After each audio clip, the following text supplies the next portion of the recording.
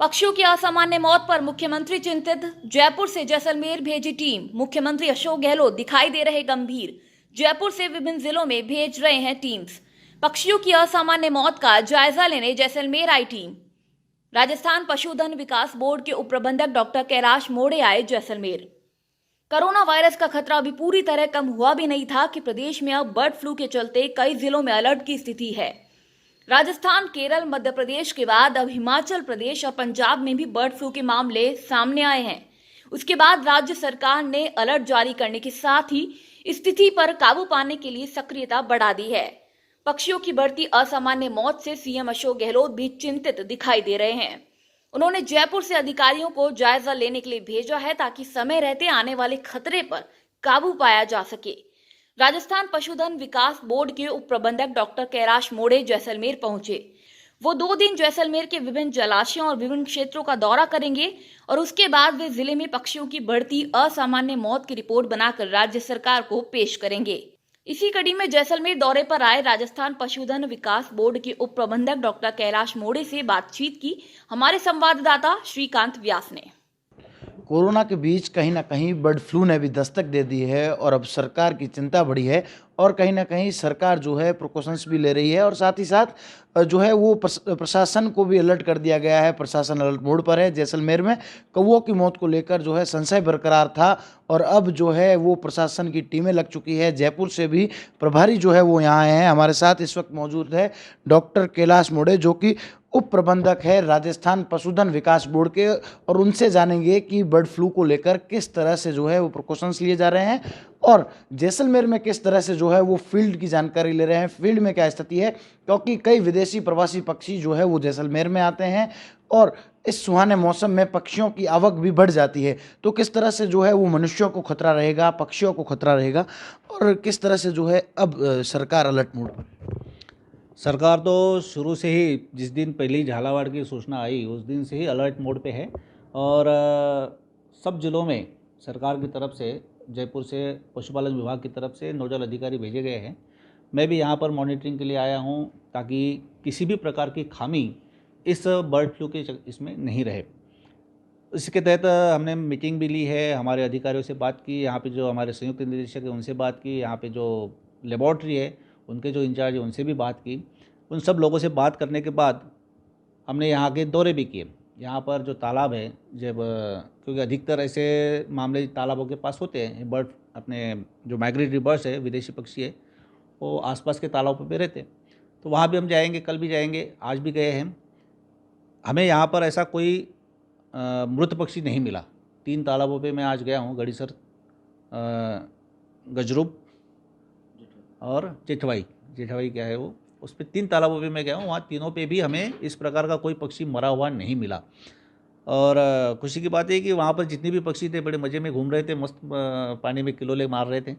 और ऐसी जगह पे हम उनको बर्ड फ्लू करते रहेंगे तो ठीक नहीं है। और बर्ड फ्लू की ऐसी कोई बड़ी समस्या नहीं है, कोई इसे कोई मॉर्टिलिटी होगी या कुछ होगा या लोगों को खतरा होगा, ऐसा कोई नहीं है। क्योंकि जो वर्तमान में अभी इनमें वो वायरस मिला हुआ है वो है H1N8। वो इतना ख़तरनाक नहीं है। और वायरस में क्या होता है कि जब भी ये दूसरे के इसमें जाता है, दूसरे शरीर में जाता है, पशु के या इंसान के, उसमें या तो मर जाएगा या म्यूटेट होगा मतलब अपना रूप बदलेगा। अगर ये रूप बदलता है और रूप बदलकर N1 पर आता है तो ही खतरा है, अन्यथा किसी प्रकार का कोई खतरा नहीं है। और यहाँ ऐसी कोई संभावना नहीं कि इंसान में पहुँच जाए, क्योंकि अभी कौवों में वगैरह इसमें वो भी मिला तो नहीं है, लेकिन मान लो मिल भी जाता है, होता भी है, तो कौवों से इंसान में आना ये कोई आसान बात नहीं है, पहुँच नहीं सकता। इस बात करें अगर इंसानों की तो उन्हें किस तरह से प्रिकॉशंस रखने चाहिए, क्योंकि कहीं ना कहीं एक मिथ्या बन चुका है नॉनवेज को लेकर, क्योंकि कोरोना काल में भी कहा जाता था कि नॉनवेज से जो है वो कहीं ना कहीं दूरी बनाकर रखें और अभी भी जो है वो चल रहा है। अगर ये मुर्गियों में फैलता है तो किस तरह की परेशानी जो है वो सरकार को उठानी पड़ सकती है। पहली बात तो मुर्गियों में फैलेगा नहीं, क्योंकि ये मुर्गियों के लिए घातक नहीं है। ये जो वायरस अभी है कौवों में वो मुर्गियों के लिए घातक नहीं है। राजस्थान में अभी भी उसकी पुष्टि नहीं हुई उस वायरस की, ये तो केरल में वगैरह हुई। तो यहाँ पर हमें डरने की आवश्यकता नहीं वैसे भी, लेकिन फिर भी एक प्रिकॉशंस के तौर पर अगर मान लो हमें मीट खाना है, चिकन खाना है, तो खाने में कोई दिक्कत नहीं है, क्योंकि जो भी हम चिकन वगैरह खाते हैं वो हम 100 डिग्री सेंटीग्रेड पे उबालते हैं, और वायरस इतनी अधिक टेम्परेचर पर कभी जिंदा नहीं रहता, कभी वो आपको इन्फेक्ट नहीं कर सकता, इसलिए उसमें कोई समस्या नहीं है।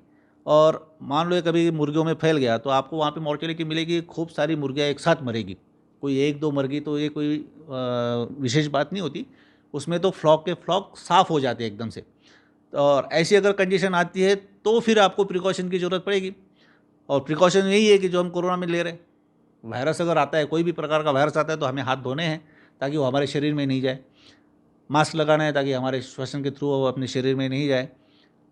हमें अगर मान लो ऐसे इन्फेक्टेड एरिया में जाते हैं तो पीपी किट पहन कर जाए, अगर ऐसे मास मॉर्टेलिटी होती है तो पीपी किट पहनकर उनको डिस्पोज ऑफ करें, खुले में नहीं मिलाकर जो है वो कहीं ना कहीं प्रिकॉशंस भी ले रहे हैं लोग, लेकिन एक डर सा बन चुका है, सैंपलिंग कम हो रही है, उसको लेकर क्या कहेंगे, सैंपलिंग की संख्या के बारे में?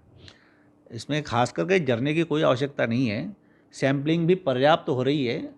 क्या है कि सैंपल एक सैंपल ही होता है, मतलब हम अगर मान ले 50 पक्षी मरे तो 50 के 50 सैंपल कहीं पर भी नहीं भेजे जाते, उसमें से गिने चुने 2-4 सैंपल्स भेजे जाते हैं, तो वही हो रहा है, सब जगह हो रहा है। और हम गिने चुने सैंपल भेजते हैं, जहाँ पर हमें लगता है कि हाँ यहाँ पर इस पक्षी में ये हो सकता है तो हम इसका सैंपल लेते हैं। अनावश्यक हम सारे पक्षियों का सैंपल लेके भेजेंगे नहीं, क्योंकि ये भी मरा, ये भी मरा, ये भी मरा, ये भी मरा। अब 4 मरे हैं, 4 में से किसी में ऐसा दिख रहा है क्या, और एक जैसी सारे के सारे हैं तो एक ही सैंपल में काम हो जाएगा।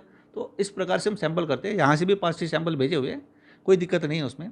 और आगे भी अगर ऐसी कोई मॉर्टेलिटी जारी रहती है तो हम सैंपल्स तो भेजेंगे ही, तो ये कोई सैंपल लेना ख़त्म कर दिया ऐसा नहीं है, सैंपल भी लेते रहेंगे, भेजते भी रहेंगे, उसकी रिपोर्ट भी आती रहेगी।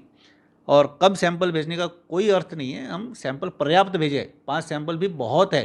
50-55 कोई मॉर्टेलिटी आज तक हुई है, और वो भी अधिकतर कौवे है, तो कौवों में तो सारे सैंपल भेजे।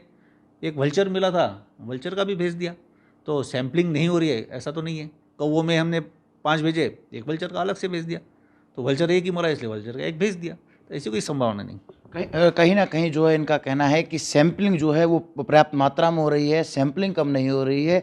और साथ ही अगर बात करें कि पक्षियों से जो है वो पशु में या फिर जो है इंसानों में जाने की बात है, तो जो H5N8 वायरस बनेगा तो वो जो है वो इतना घातक नहीं है कि वो जाकर किसी और को जो है वो हानि पहुंचा सके। लेकिन अगर ये N8 में परिवर्तित होता है तो आने वाले दिनों में कहीं ना कहीं समस्याएं बढ़ेगी। लेकिन अगर वर्तमान स्थिति की बात करें तो स्थिति सामान्य है, और प्रशासन, सरकार और सभी जो है टीमें हैं वो लग चुकी है, और इन्होंने कहीं ना कहीं जो है पूरी प्रयास किए हैं कि हर जगह पहुँचें, और किसी भी तरह की अगर कोई ऐसी सूचना मिलती है तो पशुपालन विभाग को इसकी सूचना पहुंचाई जाए। वीडियो भारत के लिए श्रीकांत व्यास, जैसलमेर।